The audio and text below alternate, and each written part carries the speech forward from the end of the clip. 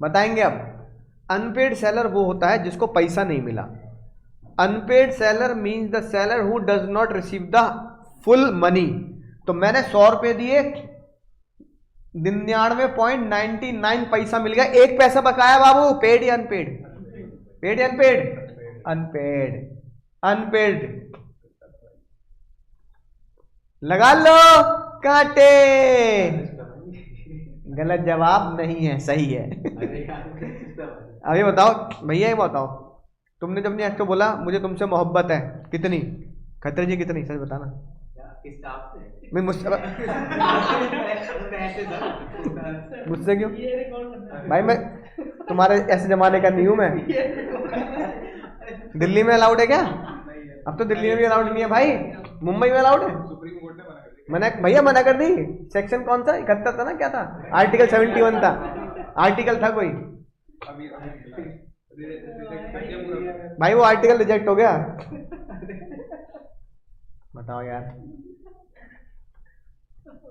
अब मुझे यकीन है इसकी जो एक्स थी ना, इसकी नहीं थी, इसका एक्स था।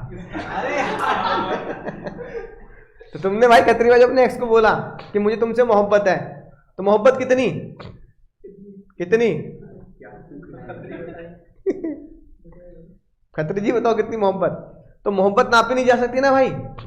तो जज साहब ने बोला जब किसी भी लॉ में हम लिख देते हैं unpaid means the amount which is not paid, तो नॉट पेड कितना? जितनी मोहब्बत, और मोहब्बत कितनी? तो अनपेड में नापा भी तो जा सकता। तो जज ने बोला जब कोई चीज नापी नहीं जा सकती तो उसका एक कतरा भी, या खत्री जी बोला एक चुटकी सिंदूर की कीमत तुम क्या जानो बाबू, रमेश बाबू, है कि नहीं? तो भाई एक चुटकी सिंदूर की कीमत तुम क्या जानो, ऐसी 1 रुपया या 1 पैसे की कीमत। लेकिन जज जानता है 1 पैसा भी अगर नहीं गया तो आप क्या कहला जाओगे? दूसरे वाला भी क्या निकला? अनपेड। 100 रुपए दिए, 100 रुपए का चेक आ गया, पेड या अनपेड? ना, बोलो निकम्मो, पेड या अनपेड? ऑनलाइन वाले, ऑनलाइन वाले बताएंगे पेड या अनपेड। सर बिल्कुल सिंपल सी बात, जब नलायक को चेक देते तो बैंक में जाएगा नहीं जाएगा? अगर वो बैंक वालों ने बोला भैया बाउंस हो गया, डिसऑनर हो गया, तुम्हारी अकाउंट की भाषा में डिसऑनर हो गया, फिर तो तुम हो गए अनपेड। और तुम्हारे खाते में क्रेडिट हो गया, क्रेडिट, तो तुम क्या हो गए? पेड। अगली बात, 100 रुपए का चेक था, 20 रुपए का भाड़ा था बाबू। 100 रुपए का चेक और 20 रुपए का, 100 रुपया मिल गया, पेड या अनपेड? खत्री जी बताओ क्यों? 120 रुपए नहीं आने चाहिए थे? 120 रुपए नहीं आने चाहिए थे? मिले कितने? 100। पेड या अनपेड? जादू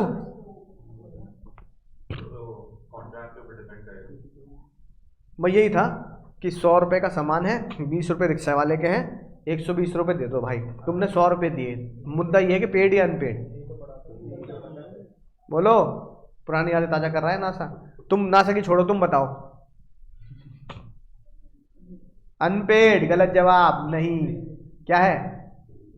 पेड। क्यों बताओ पेड क्यों? बोलो।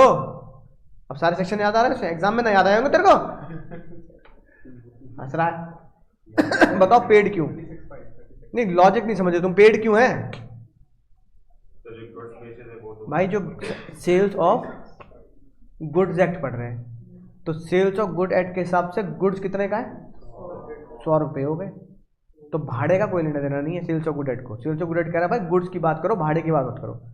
तो sales of good act only consider with the amount of the goods, not of the other expense. तुम्हारा भाड़ा कितना है, तुम्हारा टोल कितना है, इससे कोई मतलब नहीं सेल्स ऑफ गुड एक्ट को।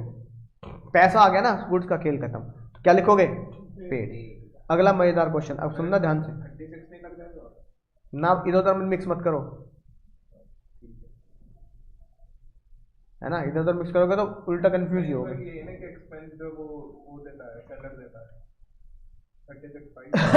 तो हम पढ़ रहे हैं अनपेड सेलर, कि सेलर को तुम पेड मानोगे अनपेड मानोगे? तो यहां क्या मानेंगे? क्योंकि गुड्स का पैसा आ गया ना, है कि नहीं बात? राइट। क्वेश्चन क्या है पहले उस पर ध्यान दो। अब सुनना ध्यान से, सेलर ने इस बार बड़ी मेहरबानी करी और तुम्हें सामान बेचा चालू को, तुम्हारे जैसा चालू बायर को सामान बेचा उधारी पर। किस पर बेचा? जिसको हम अकाउंट्स की भाषा में क्या बोलते हो? Credit sale. अब बताओ, क्रेडिट सेल अगर की जाती है तो क्या पैसा आ चुका है? पैसा तो आया नहीं। मान लो सामान चला गया, उन्होंने कहा भाई उधारी पे तो बेच रहा है, भाई सामान तो दे दे, उधारी तो दे रहा हूं। उधारी के सेल में मतलब क्या होता है? सामान आ गया, उधारी बाद में दूंगा। सुनना ध्यान देना सर, तुम मत बोलिए भाई। अब सेलर ने सामान बेचा मान लो 1 जनवरी को, चालू ने कहा उधारी दे दे भाई 1 महीने की। उसने बोला भाई 1 फरवरी को क्या करनी है सर? पेमेंट तुझे देनी है। ठीक है, कितने महीने की उधारी? 1 महीने की उधारी। सबसे पहला सवाल, इस 1 महीने के दौरान ड्यूरिंग दिस 1 मंथ चलिए बताओ, सेलर पेड या अनपेड? क्यों अनपेड? क्यों? देखो सबसे पहला लॉजिक, पेड तो हो नहीं सकता। पेड तो क्यों नहीं हो सकता? क्योंकि पैसा तो आया ही नहीं है। पैसा आएगा तभी तो भाई मुझे पेड मानोगे। तो क्या बना? अनपेड, है ना? अनपेड क्यों बना? पैसा आया नहीं। ठीक है, बिल्कुल गलत जवाब। लगा लो काटे, हमें निकम्मो, तुमने बड़े मजे ले लिए। बताओ क्या गलती करी तुमने? भैया एक बात मुझे बता दो कि जब 1 महीने में during 1 month during credit sale, 1 महीने के अंदर जब तुमने उसको खुद ही बोला है कि मुझे पैसा कब दियो? 1 महीने के बाद। 1 महीने के अंदर क्या हो तुम? पेड के पैसा कहाँ आया? अनपेड भी नहीं हो। अनपेड कब होते हो? पढ़ना जरा। इस कॉन्सेप्ट के अकॉर्डिंगली तुम अनपेड कब होते हो निकम्मो? या तो पैसा ड्यू हो गया हो, आया ना हो, या आधा आया हो, या फिर चेक क्या हो चुका हो? बाउंस हो चुका हो। अरे निकम्मो, पैसा तो ड्यू तो हो जाने दो। तुम तो लाछन लगा रहे हो उसके ऊपर इल्जाम, अनपेड हूं मैं। अनपेड होने का मतलब है तुम बायर के ऊपर क्या कर सकते हो? केस कर सकते हो। तो बायर कह रहा भाई ये क्या बदतमीजी है? ये क्या बदतमीजी है भाई? तूने मुझे खुद बोला 1 महीने के बाद पैसे दियो, तो इस 1 महीने के ड्यूरिंग जनवरी तू मुझे 15 जनवरी को इल्जाम क्यों लगा रहा है अनपेड है? अनपेड का मतलब हो गया बायर की बेइज्जती। अनपेड का मतलब क्या है? अनपेड सेलर का मतलब है बायर बहुत निकम्मा है, बायर चोर है, बायर बेईमान है। एक ऐसा बायर जिसने सेलर को पैसे नहीं दिए, मार्केट में बेइज्जती है उस बायर की। तो बायर बोल रहा है बाजार में बेइज्जती कराना मेरी अनपेड बोल के। तू अनपेड होने का मतलब है इंसल्ट मेरी है कि मैंने तेरा पैसा टाइम पे नहीं दिया, या मैंने तेरा पैसा पूरा नहीं दिया टाइम पे। तो यहाँ बायर की बेइज्जती है भाई। हैं 1 रुपये में बहुत अमीर हो जाएगा तो उसकी तूने 1 रुपया मान लिया। अबे 99 रुपये बे जा, है पैसा ना चुका पा टाइम, तेरे को ना बेचूंगा। चेक बाउंस होगा तेरा, बे जा, तेरे से तो तेरे को तो है ना बिजनेस करना बेकार है तेरे जैसे लोगों के साथ। बायर की बेइज्जती है अनपेड होना। सेलर का अनपेड मतलब इंसल्ट ऑफ द बायर। तो यहां बायर ये कह रहा है भाई जब 1 महीने की उधार दे दी तो इंसल्ट कैसे कर रहा मेरी? तो बताओ अनपेड कब होगा? जब 1 महीने के बाद जब पैसा ड्यू हो गया, ड्यू डेट पर पैसा, हाँ ड्यू डेट पर बायर ने पैसा नहीं दिया, बायर नॉट पेड, तब तुम क्या कहला जाओगे? अनपेड। और बायर बिल्कुल ईमानदार निकला, ड्यू डेट पर क्या किया? ड्यू डेट पर पे कर दिया, तो तुम क्या माने गए? पेड। तो बेइज्जती तो उसकी जब करो ना जब पैसा ड्यू हो जाए, है कि नहीं बात? मुझे तुमसे फीस लेनी है, मैं तुमसे कि मैं 1 फरवरी को लूंगा, तो 26 तारीख को, जनवरी को, 20 जनवरी को तुम्हारी इंसल्ट कर दूं?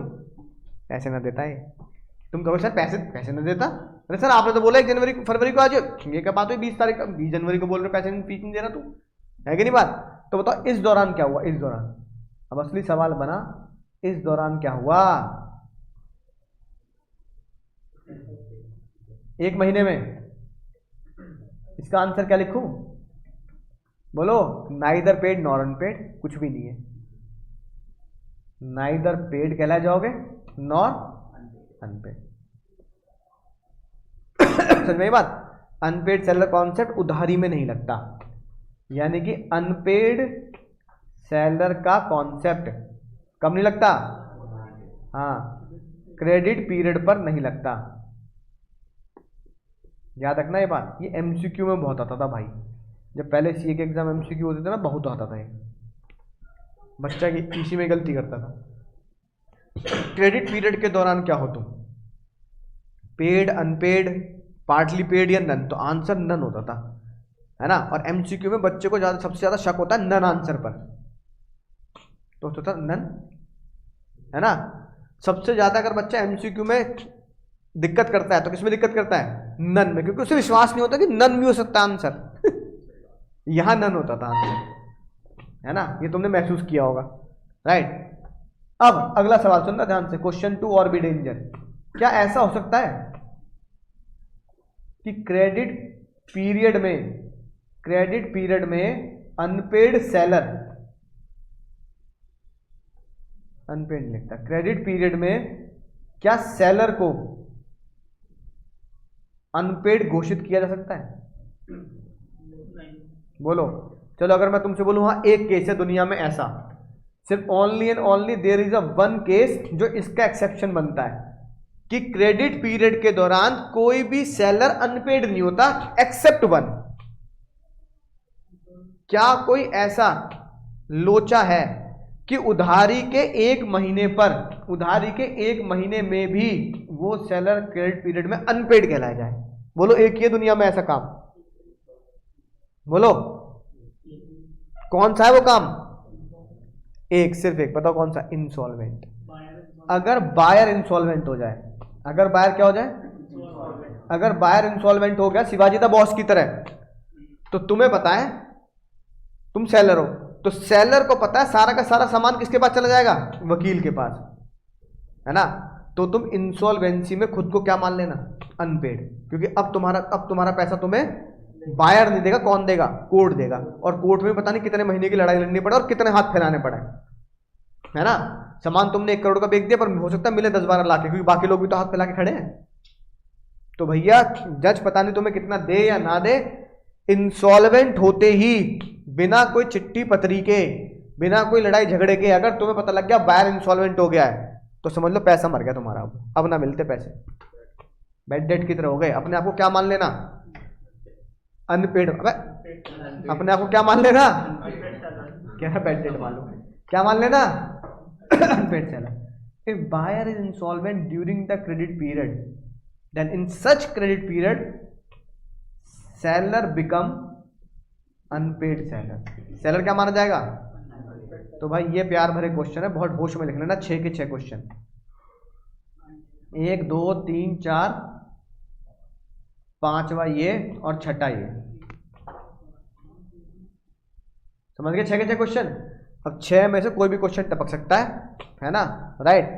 ट्रू फॉल्स में भी आ सकता है या फिर नॉर्मल क्वेश्चन भी आता है, ये लिखी बात। अगर तुमसे कोई पूछ ले भाई अनपेड सेलर, सेक्शन 45 बोलता है अनपेड सेलर होता है अगर पूरा पैसा ना मिले, यानी 1 रुपया बाकी हो, 1 पैसा भी बकाया है, 1 पैसा भी क्या है? अगर उधार है तो तुम अनपेड हो।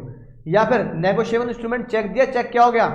डिसऑनर। राज की बात बताएं, 1 पैसा भी अगर बाकी है तो तुम अनपेड कहलाए जाओगे।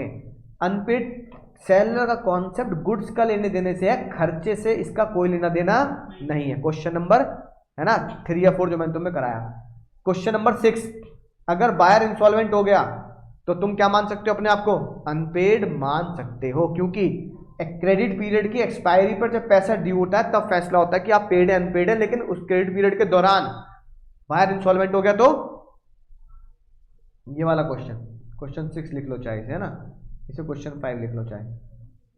क्वेश्चन कवर हो गया ना। अगली बात, आखिरी बात, चलो, है ना।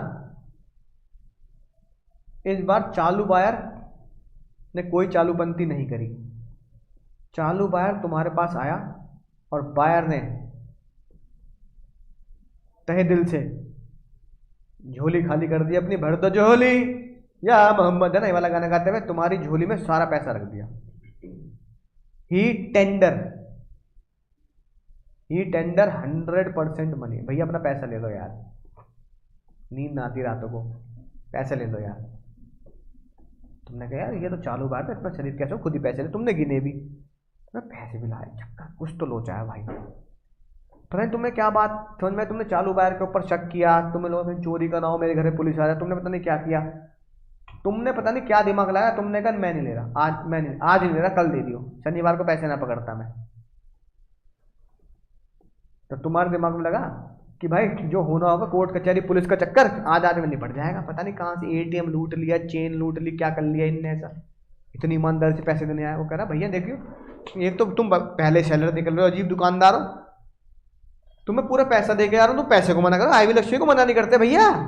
वो कह रहा ना ना कोई बात ना भाई, आज मैं क्षमा चाहता हूँ, आज लक्ष्मी जी को मना करना पड़ेगा, कल दे दियो पैसे। तुमने लौटा दिया उसे, तुमने उसे लौटा दिया कि कल पैसे दे दियो। बायर ने 100% मनी तुम्हें टेंडर की थी, ऑफर की थी, तुम बताओ पेड या अनपेड? बोलो पेड कैसे, पैसा तो है नहीं तुम्हारे पास, तो तुम क्या कहलाए गए? Unpaid. Still you are unpaid seller. गलत जवाब, तुम अनपेड। अब एक बहुत ही खतरनाक बात समझना, जज ने तुम्हें पेड नहीं माना, लेकिन जज ने तुम्हें अनपेड भी नहीं माना। जज ने कहा पेड वेड की तो बात कर मत तू मुझसे, तू क्या नहीं है, अब तू अनपेड नहीं है।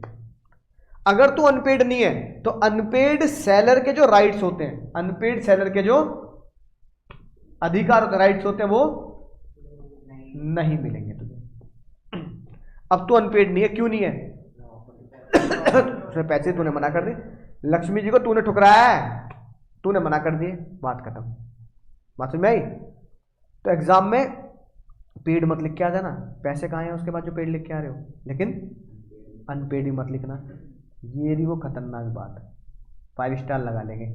Where full price has been tender, यहाँ टेंडर का मतलब क्या हो बाबू? ए बाबू, ऑफर।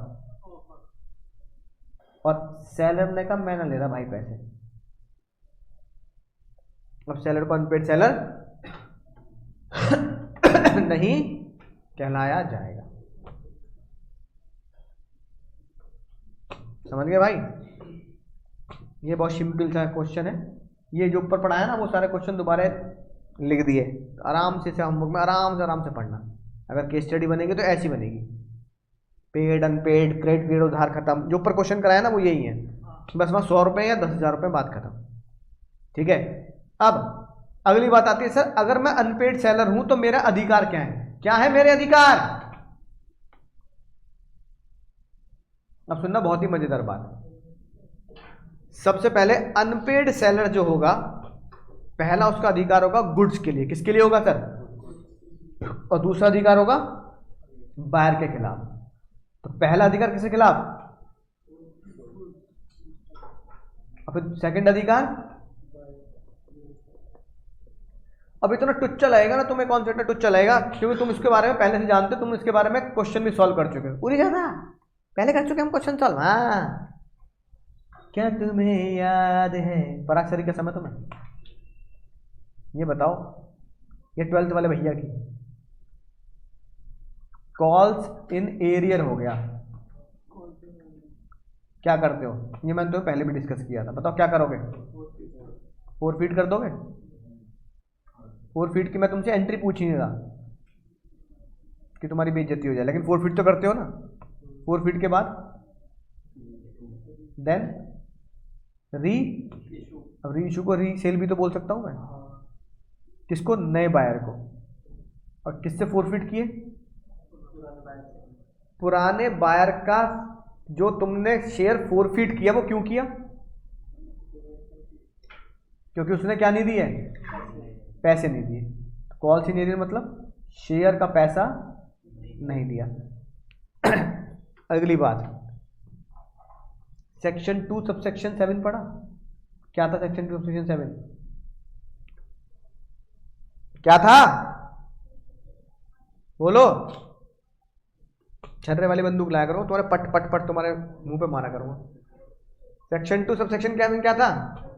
गुड्स था, क्या बोल रही है मुन्नी, गुड, फिर गुड्स था, तो सेक्शन 2 सबसेक्शन 7 है ना, उसके हिसाब से शेयर गुड्स हुए नहीं हुए, शेयर गुड्स हो गए, तो शेयर्स आर गुड्स, और उन गुड्स को बेचने पर कंपनी के द्वारा गुड्स का पैसा नहीं मिला। अगर उन गुड्स का पैसा नहीं मिला, तुमने क्या किया, फोरफिट किया, और फोरफिट करने के बाद क्या किया, रीसेल कर दिया। तो एक गुड्स जिसका पैसा नहीं मिला, उन गुड्स को तुमने फोरफिट किया, फोरफिट करके इसी को बोला जाता है राइट अगेंस्ट द गुड्स। क्या तुमने बायर से कोई लड़ाई झगड़ा किया, नहीं, तुमने कहा मत दे तेरा गुड्स क्या करूंगा, तो तुमने बायर को कुछ नहीं बोला, तुमने क्या बोला कि गुड्स मेरे और तेरे जो पैसे, अच्छा बताओ, जो बायर ने फर्स्ट कॉल भर दी थी, अलॉटमेंट मनी भर दी थी, क्या वो बायर को लौटाई जाती है, याद करो, जो तुम्हारी सब्सक्रिप्शन मनी था या फर्स्ट कॉल मनी थी, अलॉटमेंट मनी थी, उसका तुम क्या करते हो, जो बायर से तुमने ले लिए थे, मान लो बायर से तुमने 8 रुपए ले लिए थे, 2 रुपए का उसने क्या कर दिया था, कॉल इन एरियर, तो 8 रुपए क्या करते तुम,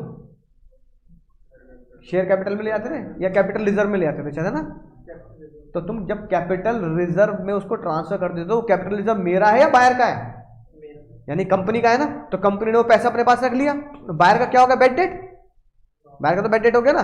तो भाई जब तुम कोई भी सामान सेलर बायर का जब्त कर लेता है, तो बायर से लड़ने की जरूरत इसलिए नहीं, क्योंकि बायर जो पहले पैसा दे चुका होता है, वो पैसा क्या हो चुका होता है, बायर का बैड डेट, तो बायर का तो पहले नुकसान हो गया, और तुम उस सामान को रीसेल करोगे तो नॉर्मल प्राइस पे तो रीसेल करोगे, 10 रुपए का शेयर हो 10 पे तो रीसेल करोगे। अब ये थोड़ी कह दोगे भैया कहते 8 रुपए मैंने पहले मिल लिए, 2 रुपए डिस्काउंट पे इशू कर दूंगा, 2 रुपए पे डिस्काउंट पे तो इशू होते नहीं अब शेयर है कि नहीं बात, तो शेयर 10 रुपए का था, 8 रुपए तुमने क्या कर लिए, फोरफिट कर लिए, 10 रुपए का नया बिक गया, तो वही एक शेयर जो 10 रुपए का था 18 में बिक गया, नहीं बिक गया, ये तो करते हो अकाउंट्स में, ये अकाउंट्स में पता क्यों करते हो, क्योंकि ये बात सेल्स ऑफ गुड एक्ट में लिखी है।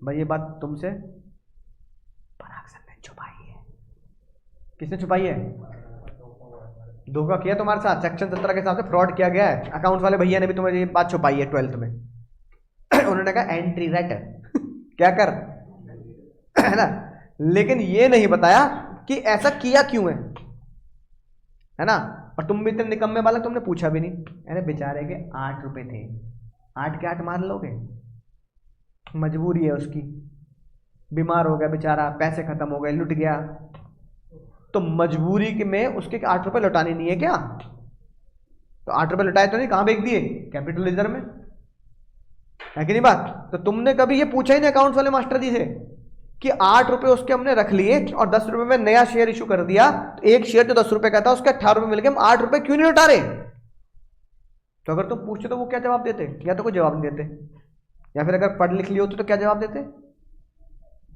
सेल्स ऑफ गुड एक्ट ने बोला है, किसने बोला है, प्लस कंपनीज एक्ट ने बोला है, किसने बोला है हाँ, अब इसे बोला गया सेल्स ऑफ गुड। अब ये बताओ तुमने गुड्स जब्त किए नहीं कि, अब शेयर नहीं बोलेंगे, अब क्या बोलेंगे, गुड्स, तो क्या तुमने गुड्स जब्त किए नहीं किए, इसलिए से क्या बोला, राइट अगेंस्ट द गुड्स, क्योंकि तुमने उन गुड्स को, उन शेयर्स को क्या कर लिया, जब्त कर लिया। अब सुनना ध्यान से, इस प्यार को क्या नाम दूं, ताई ने हमारी जज साहब ने फोरफीचर को नया नाम दिया लियन, क्या नाम दिया, लियन मतलब कुछ नहीं होता निकम्मो, लियन मतलब होता है फोरफीचर यानी कि जब्त। तो सोचो, ये तो तुम पहली पढ़ चुके हो भाई, इसे पढ़ाने की बात क्या है, पहली पढ़ चुके हो क्या, अगर कोई भी गुड्स तुमने बेचे हैं और उसका 1 रुपया भी बकाया है और गुड्स किसके पास है, सेलर के पास है, तो जब्त कर ले।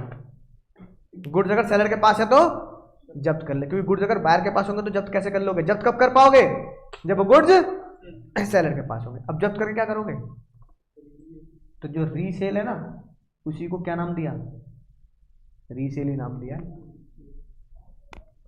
तो सेल्स ऑफ गुड एक्ट ने बोला जिसे अकाउंट फोरफीट बोलता है हम उसे लियन बोलते हैं, तो यहां फोरफीट लिख लेना, और जिसे अकाउंट री इशू बोलता है हम उसे रीसेल बोलते हैं। रिश्ता वही सोच नहीं, ये गाना गाएंगे, रिश्ता वही तो पढ़ चुके हो भाई तुम पहले ही, 12 से पढ़ते आ रहे हो तुम ये बात, तो नई बात क्या है? इसको क्या नाम दिया? Right against the goods. Right against the goods को बताओ मंगल ग्रह की भाषा में क्या बोलते हैं? निकम्मो, मंगल ग्रह की भाषा में, लैटिन भाषा में क्या बोलते हैं?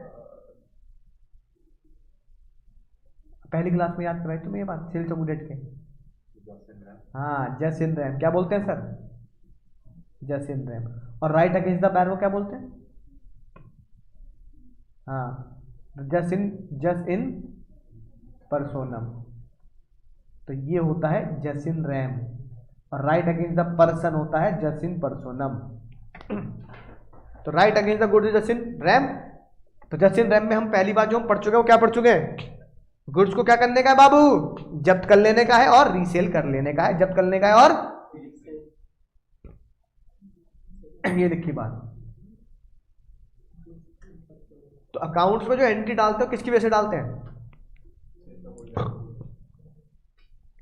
बोलो। तो अकाउंट्स वाले भैया ये गाना गाएंगे, मैं जो एंट्री डाल रहा हूं बजा, हाँ बजा सोगा है, वो नहीं है, बजा सोगा। देखो लिखी बात। सबसे पहली बात, अगर ये सेक्शन याद रखना है भाई, 47 है ना। अगर गुड्स किसके पास है भाई? गुड्स सेलर के पास होंगे जब भी तो जब्त करोगे। सेलर के पास है। अगर गुड्स सेलर के पास है तो सेलर उसे जब्त करके रखेगा जब तक 1 रुपया भी पैसे वापस ना आ जाए, या 1 रुपया भी पेंडिंग है। अगली बात, क्या कभी ऐसा हो सकता है? चलो पहले पढ़ लेते, बताओ। राइट इन लियन जब्त कब लगाओगे? अगर तुमने विदाउट स्टुपुलेशन ऑफ क्रेडिट, यानी अगर तुमने उधारी पे नहीं बेचा, कैसे बेचा है? कैश पर। और कैश पर बेचा, पर कैश, तो राइट ऑफ लियन लगा लेना। अगर तुमने बताओ क्रेडिट पर बेचा है तो क्या हो गया? बोलो। अरे निकम्मो, क्रेडिट पीरियड एक्सपायर हो गया, नहीं पैसा ड्यू हो गया और पैसा नहीं मिला, तो राइट ऑफ लियन लगा लेना। और अगर तुमने उधार पे बेचा है तो सबसे खतरनाक बात याद आई भाई, अभी तो लिखवाया क्वेश्चन नंबर 6। अगर उधारी के दौरान या उधारी के बाद तुम्हारा पैसा अगर ड्यू है, कभी भी पैसा ड्यू है, पैसा ड्यू है और बायर क्या हो गया? भूल जाओ, फिर पैसा फिर ना मिल रहा पैसा, कुछ भी, बायर इंसॉल्वेंट हो गया। 3 केस में तुम जब्त कर लेना उसका शेयर, उसका गुड्स, ठीक है।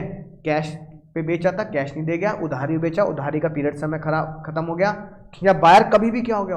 इंसॉल्वेंट हो गया, है ना, राइट। एक और बात जो बहुत टुच्ची बात है, सेक्शन 48 ने बोली पर कुछ पढ़ने वाली बात नहीं थी।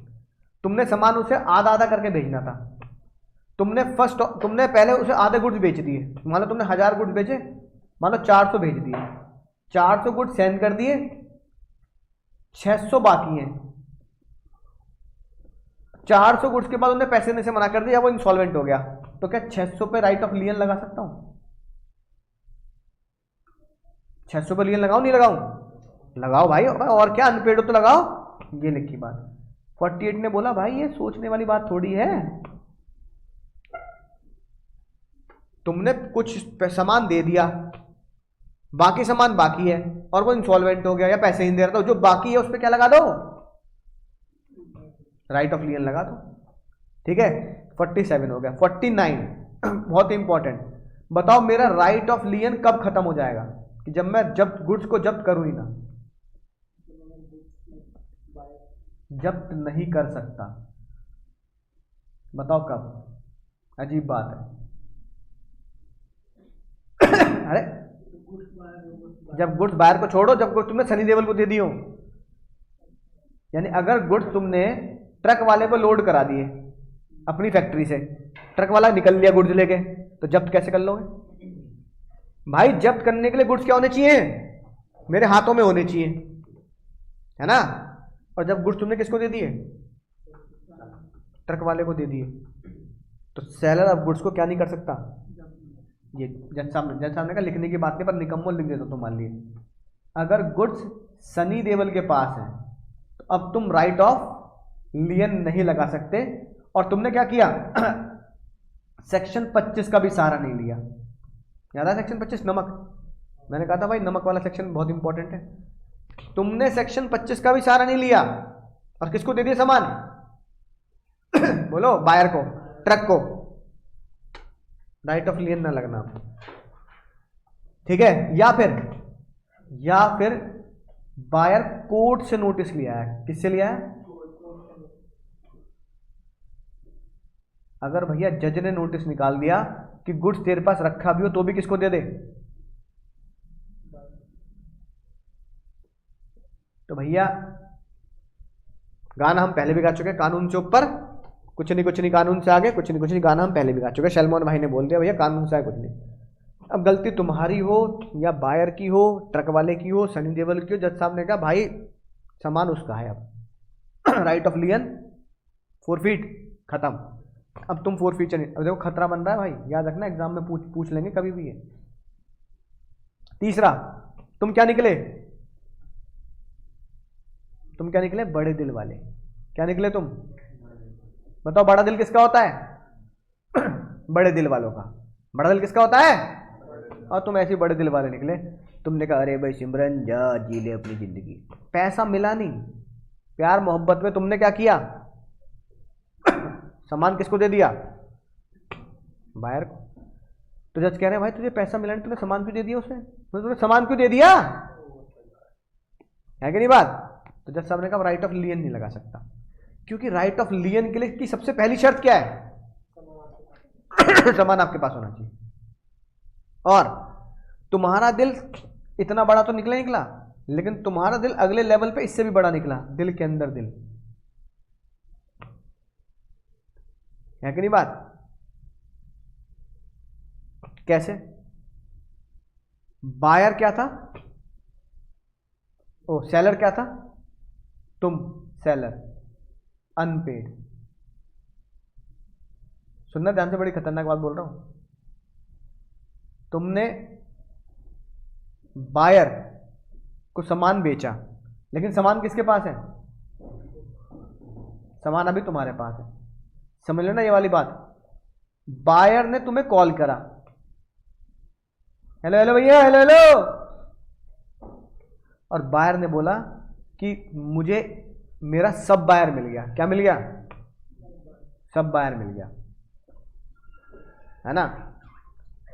अब इस बायर को सब बायर मिल गया, यानी इसका अगला बायर मिल गया। ये चालू था, चालू देखो कितनी चालूपंती करी। चालू को मिल गया भालू। क्या मिल गया? भालू बायर। अब चालू बायर ने तुम्हें कॉल किया, बताओ क्या बोला होगा उसने? बोलो क्या बोला होगा? बोलो निकम्मो। चालू बायर ने तुम्हें बोला कि भैया जो गुड्स तुम्हारी फैक्ट्री में रखे हैं, जो मुझे खरीदने हैं, वो मेरे पास अभी आए नहीं है तुम्हारे पास से, लेकिन उसका बायर मैंने ढूंढ लिया है। बायर मैंने ढूंढ लिया है। तो तुमने बोला भाई तूने बायर ढूंढ लिया, पैसा दे जा, सामान ले जा और बेच दे उसे आगे। तुमने कहा भैया भैया मैं पहले तुम्हारी दुकान पे आऊँगा, फिर तुम्हें पैसे दूंगा, फिर मैं अपनी दुकान पे लेके आऊँगा, फिर बायर क्या होगा? फिर भोलू को मैं सामान दूंगा, भालू को। मैंने भैया भालू को तुम्हारे दोहरे भेज दिया, भैया तुम्हारे दोहरे मैंने भालू को तुम्हारे पास भेज दिया। मतलब तुम कह रहे भाई समझ में नहीं आई बात, तू क्या बोल रहा है? भैया मैंने भालू को तुम्हारे पास भेज दिया और बोल दिया कि तुमसे जाके क्या ले ले, तुमसे जाके क्या ले ले? सामान ले ले। अब तुम कह रहे हो भाई तूने मेरे पास भेज दिया सामान ले ले, पर पैसा तो आया नहीं। तुम कह रहे हो भैया भैया भैया भैया बड़ी मुश्किल से ग्राहक मिल गया था, है ना, पैसा तो मैं तुम्हारा दे दूंगा, मैं कौन सा पैसा कहीं लेके भागा जा रहा हूँ? तो भैया भैया ना हो, मेरे दोस्त ना हो, मेरे ऐसे करके रोना शुरू कर दिया। तुम्हारा दिल पिघल गया। तो तुम पहले बड़े दिल वाले थे, अब तुम क्या हो गए? और बड़े दिल वाले हो गए। तुमने कहा यार बताइए कोई बात होती है? उनने रोना शुरू कर दिया, भैया मम्मी कसम कह रहा हूं तुम्हें विश्वास नहीं है, बताओ आज तक मैंने तुम्हारे पैसे मारे हो कभी?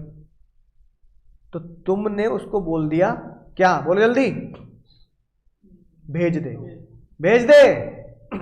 देखी जाएगी, भेज दे तू। अब एक चालू बायर ने, जिसने तुम्हारा पैसा दिया नहीं, जिसने तुम्हारा पैसा दिया नहीं, और तुम क्या हो, तुम अभी भी अनपेड हो, तुम अभी भी क्या हो, तुम्हें अनपेड बनाकर उसने एक अपने किसी भी भाई बंधु दोस्त यार बायर को तुम्हारे पास भेज दिया कि जा उनसे सामान लिया भैया से। और भैया मेरे भैया इतने बड़े दिल वाले कि बिना पैसा लिए एक अनजान व्यक्ति को सामान देने के लिए तैयार है, बिना पैसा लिए एक अनजान व्यक्ति को देने के लिए तैयार है। बस वो अनजान व्यक्ति आके बोल देगा चालू ने भेजा है। आपकी बात हुई होगी ना भैया फोन पे चालू से, हाँ बात हुई है भैया, उनने भेजा है कि वहां से उनकी दुकान से सामान उठा लो, सामान दे दो, तुमने दे दिया, गलती किसकी है, तुम्हारी है। तो बताओ क्या अब तुम राइट ऑफ लियन लगा सकते हो, जब फोरफिट कर सकते हो? अब फोरफिट नहीं कर सकते। जज ने क्या बोला, जज साहब ने बोला व्हेन चालू बायर डिस्पोज, बोले तो सेल, व्हेन चालू buyer sell the goods with the consent of seller. जब चालू बायर ने फर्दर सेल कर दिया गुड्स को, जब चालू बायर ने फर्दर सेल कर दिया गुड्स को तुम्हारी कंसेंट लेकर, और तुमसे बोल दिया कि भैया गुड्स तुम्हारे पास है, भोलू को भेज रहा हूं, किसको भेज रहा हूं, भोलू को भेज रहा हूं, सम्मान दे देना। और तुमने क्या बोला, ठीक है भेज दे। तो जज साहब ने बोला भाई इस केस में तो तेरा दिल बहुत बड़ा था, और इसमें तो बहुत ही ज्यादा बड़ा। पहले तो हम बड़े दिल वाले कहते थे, अब क्या कहते हैं, बहुत बड़े दिल वाले। मतलब तू तो पहले इसको जानता है, तो चल इसको तूने क्या कर दिया, सामान दे दिया बिना पैसे लिए, चल लड़ लेगा, घर पहुंच जाएगा, है ना, केस कर देगा, एड्रेस पता है तेरे को, ठीक है। तो तूने अपने पैरों पे कुल्हाड़ी मार दी, वेव कर दिया अपना अधिकार। अबे यहां तो ये अनजान है, जिसका ना तेरे को नाम पता, बस भोलू नाम का ही बंदा आएगा, ना एड्रेस पता, ना फोन नंबर पता, एक अनजान व्यक्ति तेरे द्वार पे खड़ा हो जाएगा आके, और तू सामान दे देगा। तू जानता इसे है बायर को, लेकिन तू सामान किसको दे रहा है, भोलू को। अजीब बात है भाई। तो तू बड़े दिल वाला नहीं है, तू बहुत बड़े दिल वाला है। कोई बंदा अनजान व्यक्ति को सामान दे दे बिना पैसे लिए, तो वो तो भंडारे के तरीके से हो गया ना, कि तूने भंडारा लगाया, लोग बाग हलवा पूड़ी खाने आ रहे हैं, जो प्लेट पकड़ रहा है उसकी प्लेट में रख दी हलवा पूड़ी, बिना नाम पता जाना है, तो भंडारा कर रहा है अपने सामान का, दुकान का। तो जज साहब ने कर ले फिर। तो जज को बहुत गुस्सा आई। जज साहब ने बोला 49 लगाऊंगा तेरे ऊपर। अगर तूने चालू के कहने पर गुड्स आगे बेच दिए चालू ने, और तूने उसकी कंसेंट दे दी, तो अब राइट ऑफ लियन नहीं लगेगा। तुझे वो गुड्स किसको देने पड़ेंगे, तुझे वो गुड्स किसको देने पड़ेंगे, भोलू को देने पड़ेंगे, और राइट ऑफ लियन नहीं लगेगा। तो बोलो भाई, एग्जाम में पूछ लेते हैं, बताओ कब राइट ऑफ लियन नहीं लगता, कब राइट ऑफ लियन लगता है। ये तो हर कोई जानता है बच्चा, कब लगता है, जब गुड्स तुम्हारे पास हो और कैश पे सेल की हो, जब गुड्स तुम्हारे पास हो, उधारी का पीरियड खत्म हो गया हो, या फिर गुड्स तुम्हारे पास हो। इन सभी में एक चीज कॉमन है, गुड्स क्या होने चाहिए, गुड्स मेरे पास है, तभी तो जब्त करूंगा। गुड्स मेरे पास है और मैं जब्त नहीं कर रहा, दुख की बात। तो सेक्शन 49 ने बोला 4 केस ऐसे होंगे जब गुड्स तेरे पास होंगे और तू जब्त नहीं करेगा। पहला, ट्रक वाले को खुद ही दे दिया। दूसरा, होश में सुन लेना, लॉफुल ऑब्टेन कर रहा है, कोर्ट से नोटिस लिया। तीसरा, जब तुम बड़े दिल वाले हो, और जब तुम बहुत बड़े दिल वाले हो, बड़े दिल वाले हो और तुमने चालू को क्या बोल दिया, ले जा, पैसे आते रहेंगे, ले जा, दोस्त है तू अपना। और बहुत बड़े दिल वाले, इतने बड़े दिल वाले हो गए, अनजान व्यक्ति, तुम चालू को बोल रहे हो अनजान व्यक्ति को बेच दे, उसे भी दे दूंगा, तो फिर राइट ऑफ लियन नहीं लगेगा। तो भाई ये खतरा है, ये एग्जाम में हो सकता है तुम्हारे एग्जाम में आ जाए, है ना। तो चारों पॉइंट लिख के आने, और विद ये एग्जाम्पल, सेम एग्जाम्पल जो मैंने तुम्हें दी है। बोलो समझ गए सर ना, ये मत बोलो, आगे बोलो मजा आ गया सर। तो बहुत सारे हिंदुस्तानी बच्चे इन 2 कॉन्सेप्ट में गच्चा खा जाते हैं। गच्चा समझते हो ना, झोल झाल कर जाते हैं, उन्हें एग्जाम में लिखना नहीं आ पाता, भटक जाते हैं बेचारे। वेव का क्या मतलब होता है सर, और बड़े दिल वाले में से बहुत बड़े दिल वाला कॉन्सेप्ट जो है, ये तो समझ भी नहीं पाते बच्चे। बायर ने बेच दिया, फिर और आगे बेच दिया, तो 3 लेवल है, तुम अनपेड, बायर ने तुम्हें पैसा नहीं दिया, और बायर ने तीसरे व्यक्ति को बेच दिया तुमसे, तुम्हें पूछकर। और तुम कह रहे हो बेच दे, ले जाएगा सामान। तो घर ढंग से रिवाइज कर लेना इस कॉन्सेप्ट को, दिल वाला और बड़े दिल वाला और बहुत बड़े दिल वाला। तो स्टॉप पे चलो, अगली क्लास में बताऊंगा, है ना। एक मिनट रुक जाओ, रीसेल वाला तो कॉन्सेप्ट याद है तुम्हें, है ना। जब्त करने के बाद क्या करोगे, रीसेल करोगे नहीं करोगे? तो जब्त करने के बाद हम क्या करेंगे सर, रीसेल कर देंगे।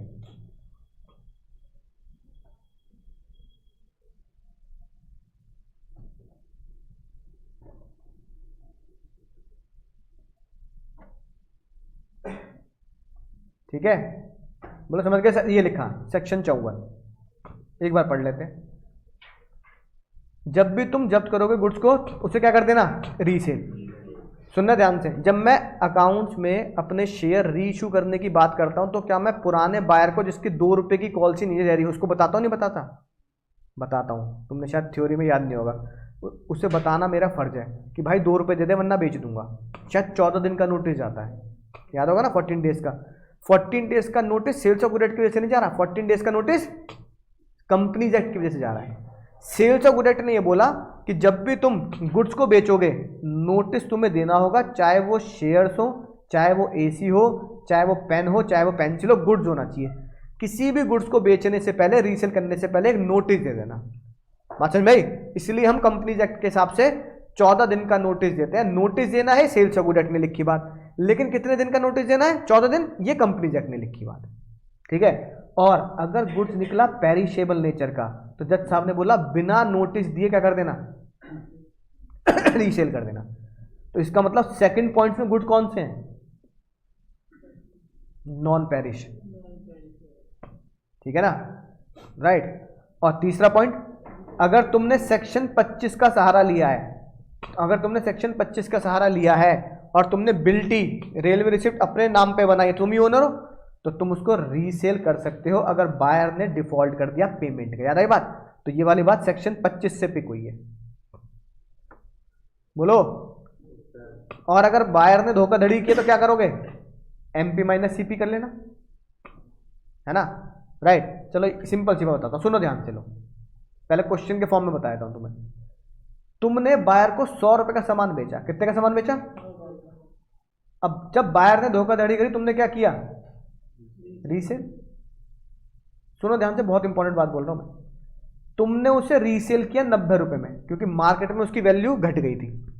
लोग कह रहे हैं पुराना माल बेच रहा है, तुमने डिस्काउंट में बेचा, है ना। बात में पेरिशेबल, अब रसगुल्ले बनाया राशिद भाई ने, कह रहा नहीं ले रहा सर, तो भाई खराब करने से था बेच दूं। अब मैंने उसे डिस्काउंट में बेच दिया, तो भाई 100 रुपए की चीज थी 90 में बिकी, कितने रुपए का लॉस? वो लॉस कौन झेलेगा? बोलो कौन झेलेगा? वो लॉस कौन झेलेगा? बायर से, राशिद से वसूलूंगा मैं वो लॉस। अगर मैंने राशिद को क्या दिया है? नोटिस। और अगर पेरिशेबल नेचर है तो बिना नोटिस के वसूलूंगा। बात समझ में आई? बोलो। तो इसको तुम एमपी माइनस सीपी नहीं लिखेंगे, इसको क्या लिखेंगे? सीपी माइनस एमपी, क्योंकि यहाँ कॉन्ट्रैक्ट प्राइस बड़ा होगा ना। कॉन्ट्रैक्ट प्राइस 100 रुपए, मार्केट में कितने का बिक रहा है? 90। तो सीपी माइनस एमपी अगर करेंगे तो 10 रुपए का लॉस कौन झेलेगा? बायर झेलेगा। ये लिखी बात, ठीक है। पता लगा वो सामान मार्केट में बिक गया 100 रुपए का, 120 रुपए में सेल, उरी दादा, अब 20 रुपया का प्रॉफिट। इसका क्या होगा? क्या होगा इसका? मेरा हो जाएगा अगर मैंने तुम्हें नोटिस दे रखा है, और अगर मैंने तुम्हें नोटिस नहीं दिया तो फिर 20 रुपए तुम्हारे बाबू, तुम्हारे। समझ में आ गई बात? ये लिखी बात, पढ़ के देखो, एक ध्यान से पढ़ना। Unpaid seller right to recover the loss. Loss कितने रुपए का हमारे यहां पे? 10 रुपए। अगर मैंने तुम्हें नोटिस भेजा है तो 10 रुपए किसके? 10 रुपए सेलर, 10 रुपए बायर भरेगा, ऐसे लिख देंगे, है ना। 10 रुपए कौन भरेगा? लॉस बायर देगा।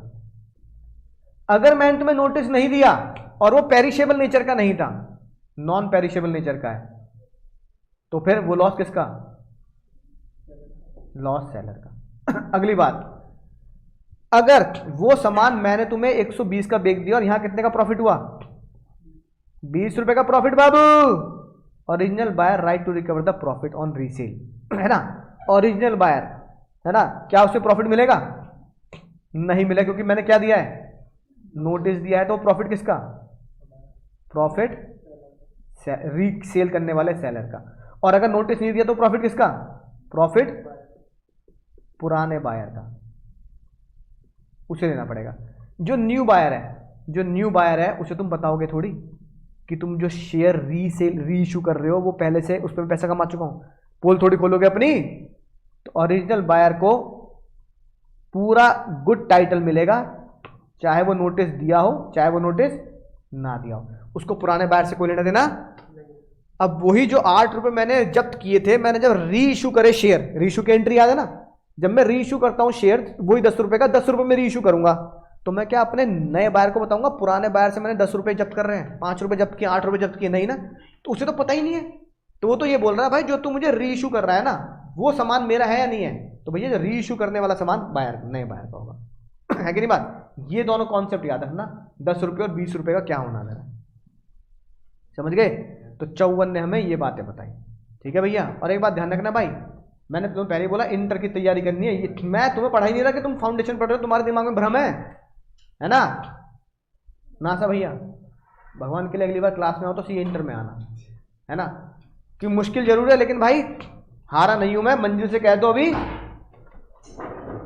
पहुंचा नहीं हूं, मंजिल दूर नहीं है पास, लेकिन होना है भैया हमें 100% पास।